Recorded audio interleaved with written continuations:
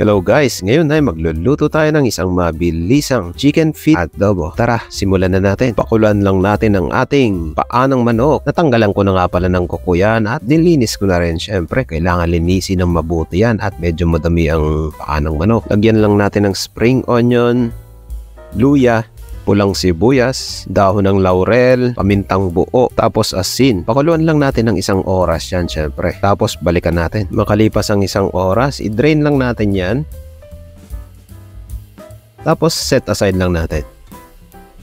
Magpainit lang tayo ng kawali at lagyan lang natin ng mantika. At igisa lang natin ang sibuyas. Medyo madami nga palang sibuyas na gamit ko dito para mas lalong sumarap at matanggal yung lansa ng chicken feet natin. Isagisahin lang natin konti yan at ilagay na rin natin ang ating bawang. Medyo madami rin ang bawang na yun, mga 1 buong malaking bawang. Isagisahin lang natin hanggang sa mag-translucent or hanggang sa medyo mag-caramelize. Tapos ilagay na rin natin ang pinakuloong nating paanong manok. Kita nyo, nandyan pa yung mga aromatics na ginamit natin sa pagpapakulo kanina. Goods yan, dagdag lasa din yan. Lagyan lang natin ng durog na paminta, magic sarap, soy sauce. Tapos may balsamic vinegar nga pala ako ditong hindi ginagamit. Matesting sa adobo, diba? Masarap to, medyo manamis-namis at medyo lasang grapes. Lagyan din natin ng oyster sauce. Tapos halu-haluin lang natin yan. Kapag nahalo na natin ng maayos, takan lang natin hanggang sa matuyo ang sabaw at magmantika. Tapos syempre, halu-haluin natin pagkatapos natin patuyuan yan hanggang sa kumapit yung mga pampalasang ginamit natin. Yan o, kitang-kita nyo naman.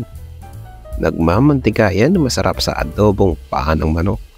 Kung gusto nyo ng may sauce, pwede kayo magdagdag dito ng cornstarch slurry. Or lagyan nyo ng konting tubig. Tapos lagyan din natin ng green chili sa magpapagana sa atin dyan. Yan ang masarap dyan. Halu-haluin lang natin konti yan, no? Taman-tama yung pang tanpuluts or pang ulam. Samahan mo ng malamig na soda or soft drinks. Tikman na natin. Ayan, no? Kitang-kita nyo naman kung gaano kalambot dyan. Nako, halos 1.5 oras yan. Kumbaga, syempre kung may pressure cooker kayo, saglit lang to, 30 minutes lang papakuluan yan. Luto na yan. Siguradong malambot na malambot yan. Kung may tirang bahaw kayo, tama ang ulam na to. At kung umabot ka sa dulo ng videos na to, huwag mo namang kalimutang i-like and share. At pa-follow na rin sa aking Facebook, TikTok, YouTube, Instagram. At yun lang, maraming salamat at see you in my next cooking trip ko.